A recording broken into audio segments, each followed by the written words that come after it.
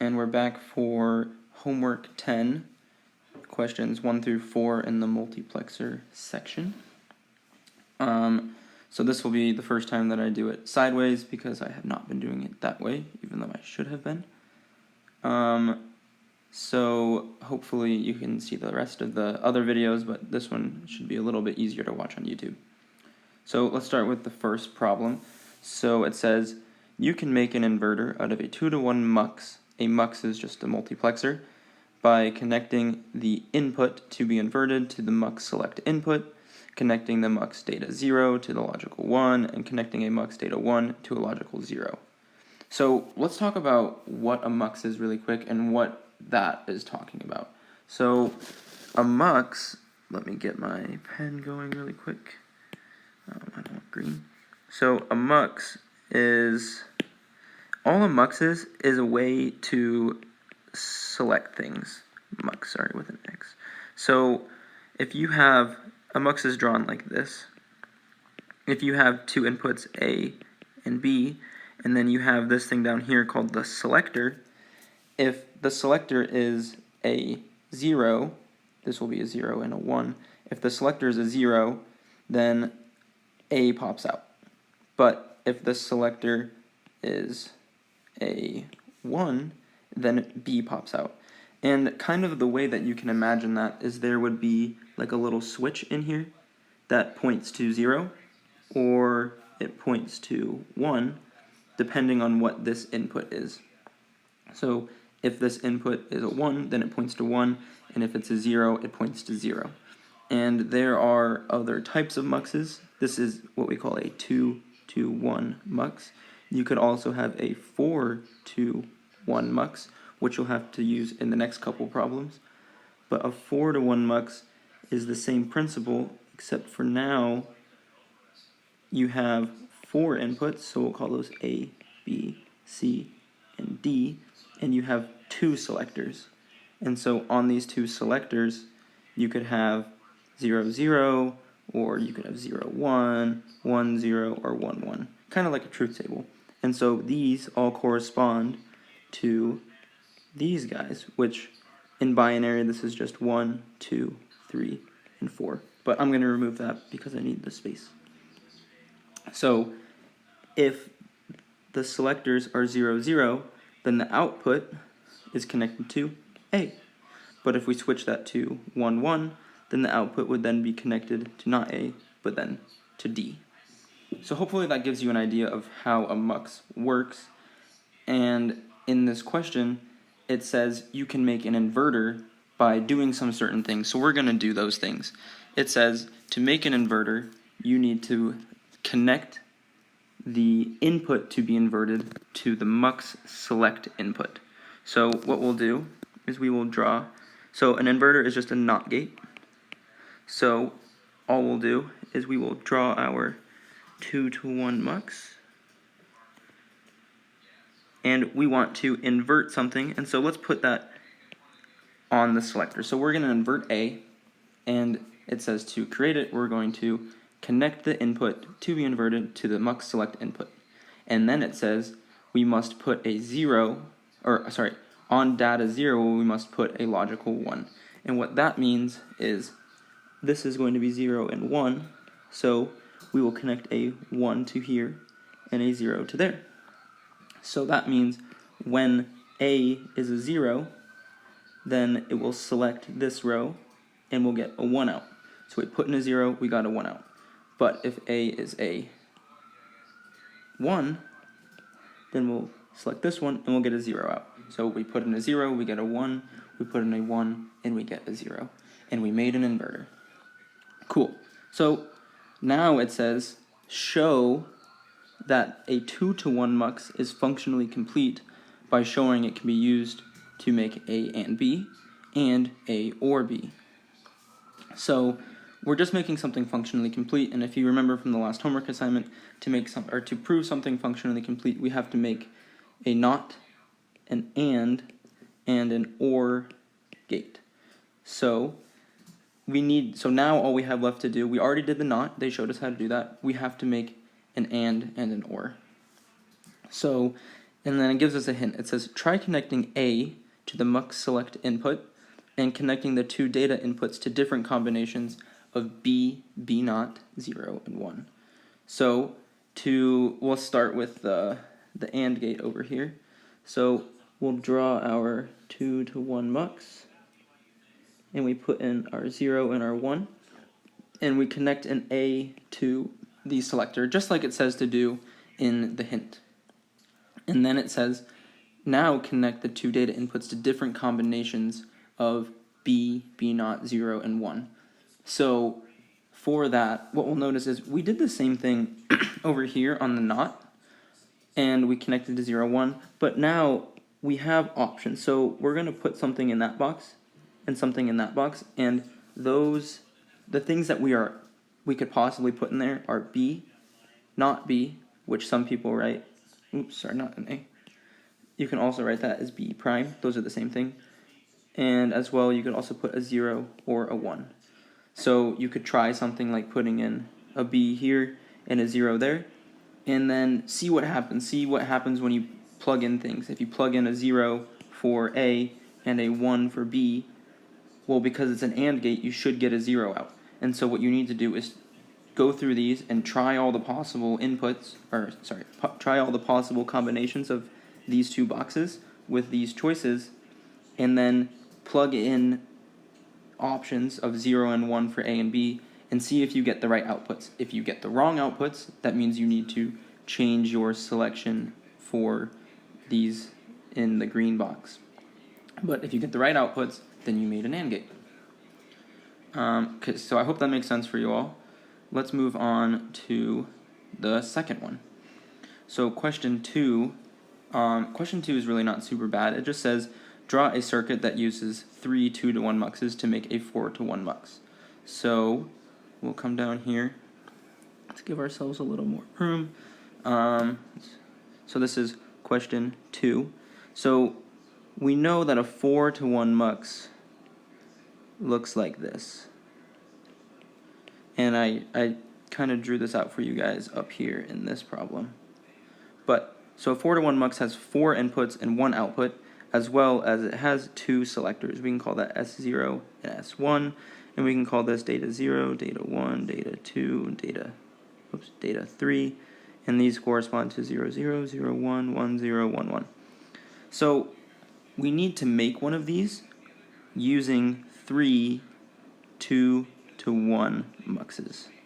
And so I'll give you a hint. I won't do the whole problem for you, but your drawing should look something like this, where you'll have 2 inputs on both of those. And so this one, let's do this in red.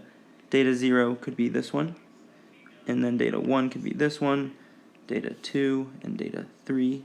Oh, I did the same thing where I made that a B.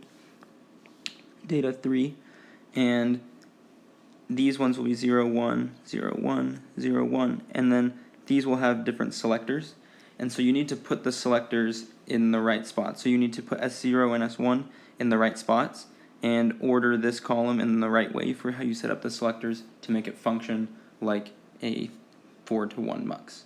So hopefully you can work through that problem. Okay, let's move on to question 3. So question 3, let's see what it says. It says, how many mux select inputs would a 32 to 1 multiplexer need to have? So for this one, I'll kind of get you started on the right thought process. So a 2 to 1 mux looks like this, and it has 1 select input. A 4 to 1 mux looks like this, and it has 2 select inputs because you need 2 selectors to be able to choose from 4 different things. An 8 to 1 mux looks like this, same principle, except for now there's 8 with 1 output, and that one would need 3 inputs. And so if you continue this pattern, eventually you'll get to 32 to 1, and hopefully you can figure out how many select inputs you need for question 3. Okay, so now that we've done those, let's move on to question 4. I'm going to do that above just to give us a little bit more room. This is probably the hardest one on the homework. So question 4 asks, it says, below is a partial complete implementation of a full adder with 2 4-to-1 muxes.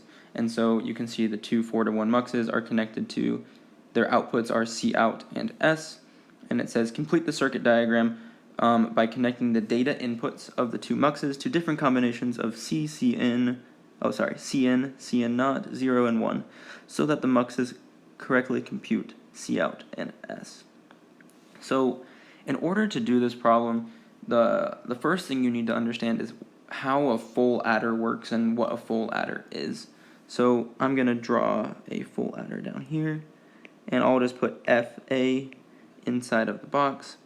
And so this input is A, this input is B, this input is Cin, which stands for carry in. This is Cout, which stands for carry out. And this stands for S, which is just the sum.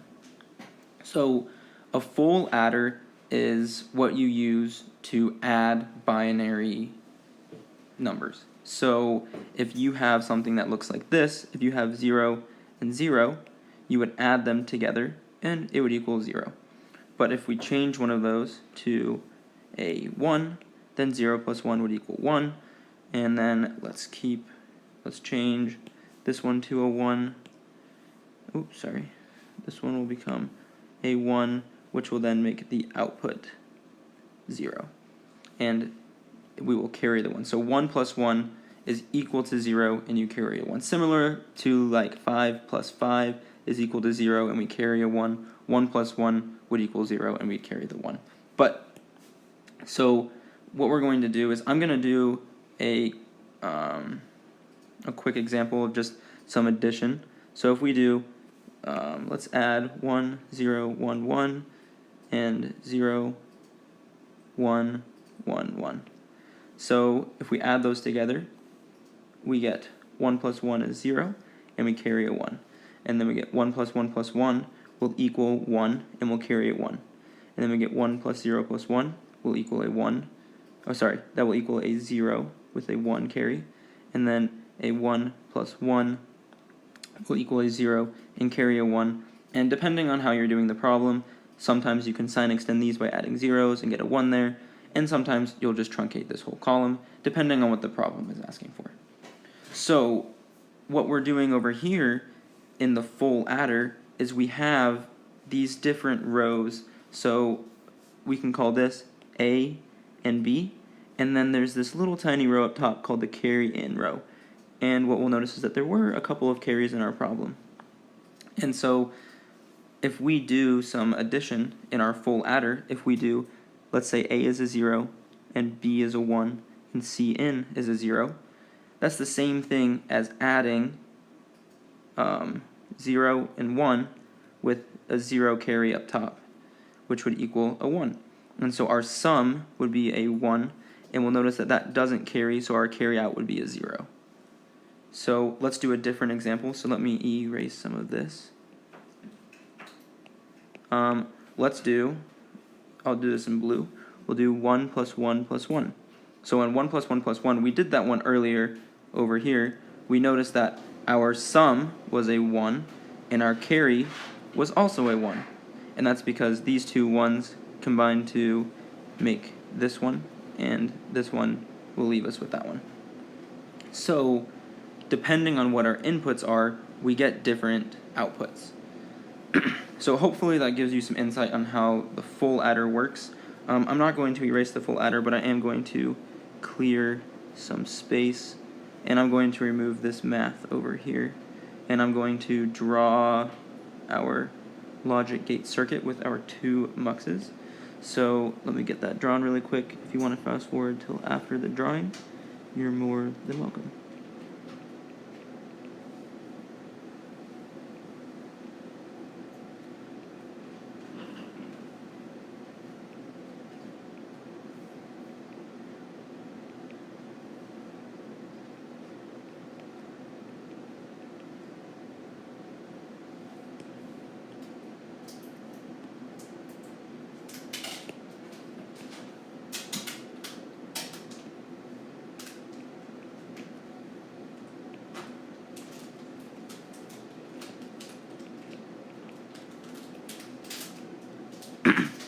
Okay, so I drew the same thing that I have above, except for instead I disconnected the wires in the bottom and just drew them separately. Doesn't change anything on how it works. It might just make it a little bit easier to see what's going on. So what we need to do is we need to figure out what are we going to put in each of these spots. So there's 8 different things that we need to figure out, and it tells us in the problem that the things that we're allowed to put there are Cin, Cin not, 0, and 1. So those are the only 4 options of things that can go in those blue circle/boxes that I drew. So I'm going to help you do these first 2, and then I'll let you figure out the rest of them. So I'll show you how I would go about it. Let me see. So what I would do is I would make a little math problem down here. So I would say Cin, A, and B. And so let's start with, because I'm in this first row with 0, 0, I'm going to put in 0, 0 for A and B. And then Cin is still a variable. And so what we have to do is we have to do the problem when Cin is a 0 and when Cin is a 1. So A and B will always be zeros because we're on the 0, 0 row, like part of the mux. But Cin is a variable, so we'll do it twice to figure out how Cin corresponds to our outputs. And so all we're going to do is add these. And so what we'll notice is, let me do this in yellow. So 1 plus 0 plus 0 will equal a 1, and 0 plus 0 plus 0 equals a 0. And I'll take this up to the, so in our truth table, in the full adder drawing, we can call this 0 and 0.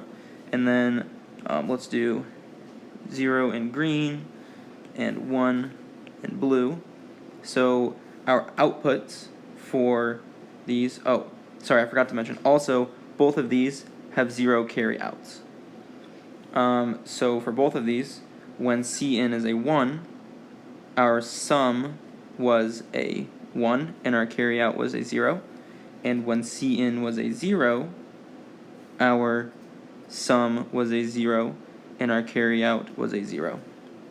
And so what we notice here is if A and B are both zeros, my carry out is always a 0. So that means that up here in the carry out on the 0, 0, I can put a 0 right here. Because no matter what I do, if A and B are both zeros, then my carry out will be 0. And then what we notice is that the sum here is the same as Cin, which means that up here we will put in, let me do this in the same color, red, right here will be a Cin. So that's how you do the first row. Now, when you want to do the next one, you have to do 0, 1. So all you do is you kind of restart. So you erase everything off of this, remove those, and now B is not 0, 0. It is now 0, 1. So we'll put in a 0 and a 1, and we'll do the exact same problem again where we will add these up. And so 1 plus 0 plus 1 is equal to a 0 carry a 1, and 0 plus 0 plus 0, I apologize, this should definitely be a 1 here. 0 plus 0 plus 1 is equal to 1, let's do this in yellow, keep it the same, is equal to a 1 carry a 0. So then from there, you go back up to your drawing, and you can say, okay, we have a 0 and a 1, and our Cin, let's do Cin when Cin is a 0. For 0, we get a 1 in the sum, so 0 plus 1 plus 0 is 1, and we carry a 0. And when Cin is a 1, then we get a 0 for the sum, and we get a 1 for the carry. And this will be 1 there, 0 there. I'll do this in these colors to kind of help you see where they're coming from. So all we're doing is we're saying 0 plus 1 plus 0 will give us a 1 and a 0. And then 0 plus 1 will give us a 0 and a 1. So from that knowledge, what we'll notice is that this is the same as that, which means C out is the same as C in for this one, for 0, 1. So this one will be equal to C in, and you can take that and you can look at this one and say, okay, the sum is the opposite of C in, so that means this one is C in not. Well, it looks like I did 2 of the 4 for you. Hopefully you'll be able to figure out the rest of them from there. As always, if you have any questions, you can talk to the TAs or Dr. Beard.